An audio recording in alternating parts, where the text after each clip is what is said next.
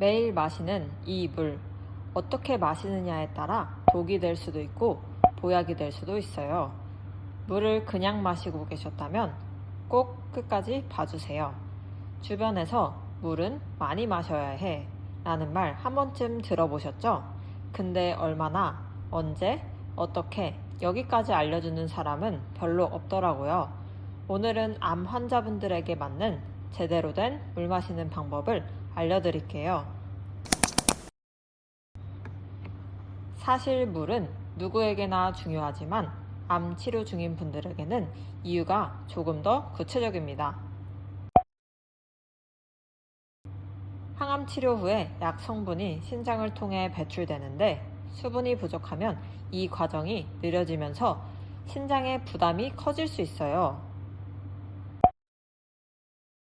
탈수 상태가 되면 피로감이 훨씬 심해지고 메스꺼움도 더 강하게 느껴져요. 반대로 수분이 충분하면 이 부작용이 조금 완화될 수 있어요. 혈액순환이 원활해야 면역세포가 몸 곳곳으로 잘 이동할 수 있는데 수분이 부족하면 혈액이 끈적해지면서 이 흐름이 느려져요. 항암제 부작용으로 변비가 오는 경우가 많은데 수분 섭취가 장 운동에 직접적인 영향을 줘요. 그런데 여기서 반드시 드려야 할 이야기가 있어요. 물은 많이 마실수록 좋다는 건 건강한 사람 기준입니다. 실제로 환자분들 중에 물이 좋다는 말에 하루 3리터씩 드셨다가 나트륨 수치가 떨어져서 더 힘들어지신 분들이 있어요. 신장이나 심장 기능이 약해진 상태에서 수분을 과하게 드시면 오히려 몸에 부담이 될 수 있거든요. 반대로 항암 부작용으로 메스껍고 입맛이 없으시니까 물도 거의 안 드시다가 탈수로 더 힘들어지신 분들도 많고요. 그래서 오늘 제가 드리고 싶은 메시지는 딱 하나예요. 많이가 아니라 제대로. 어떻게 마셔야 보약이 되는지 지금부터 알려드릴게요.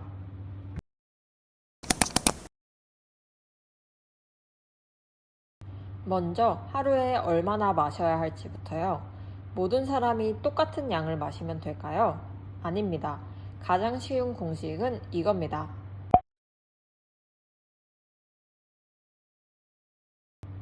예를 들어 체중이 60이라면 1.8리터 정도가 기본 목표예요.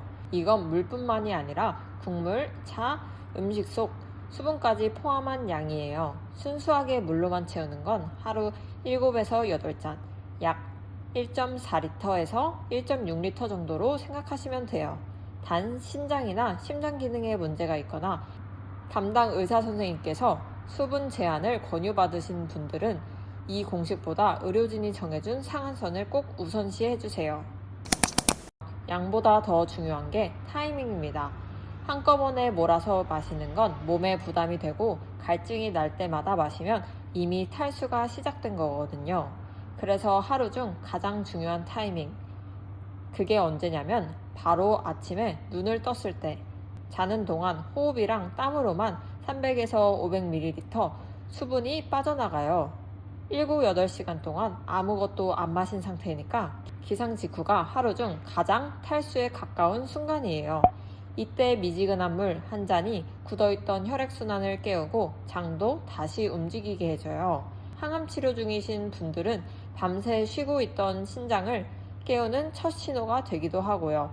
거창한 루틴 필요 없어요. 딱 이 한 잔부터 시작하면 됩니다. 그럼 나머지 하루는 어떻게 나눠 마시면 될까요? 제가 추천하는 하루 루틴입니다.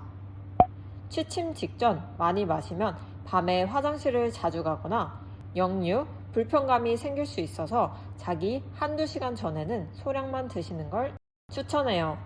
또한 식사 중에 물을 많이 마시면 소화액이 희석돼서 더부룩함이 생길 수 있어요. 식전 30분, 식후 1시간 반에서 2시간 위주로 마시는 게 좋습니다.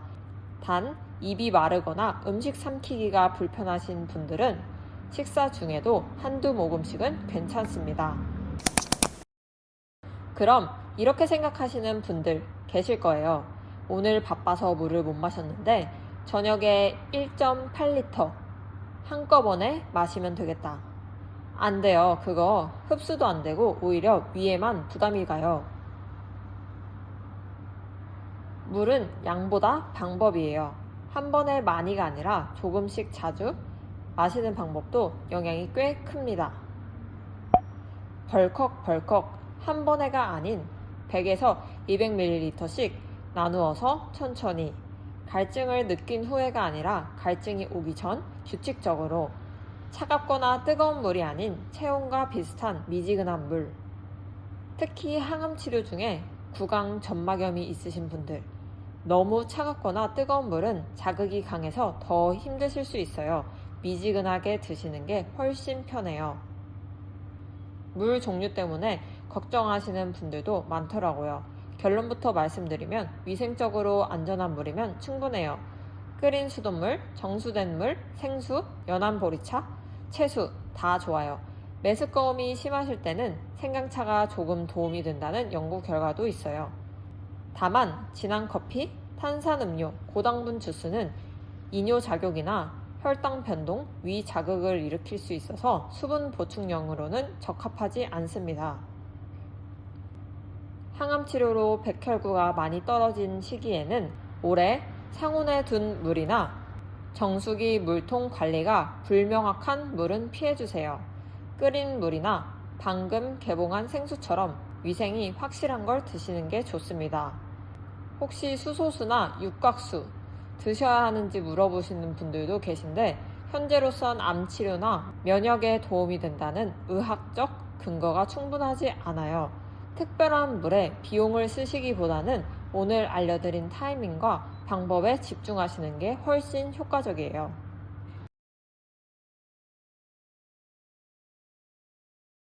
마지막으로 치료 상황에 따라 조금씩 다르게 적용하셔야 하는 부분만 짚어드릴게요. 항암제를 맞는 날, 특히 신장에 영향을 주는 약을 쓰시는 날에는 치료 전후로 물을 한두 컵 더 챙겨 드시는 게 약 배출에 도움이 됩니다. 단, 심장, 신장 기능에 문제가 있으신 분들은 예외예요.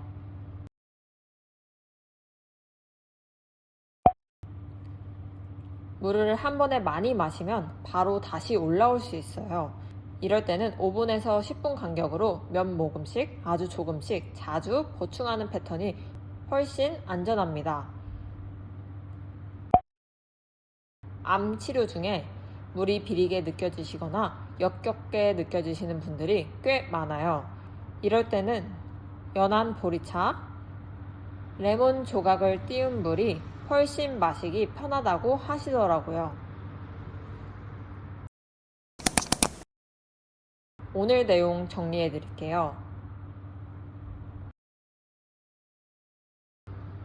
아침 기상 직후 미지근한 물 1컵, 거기서부터 루틴이 시작돼요. 영상 끝까지 시청해 주셔서 감사합니다.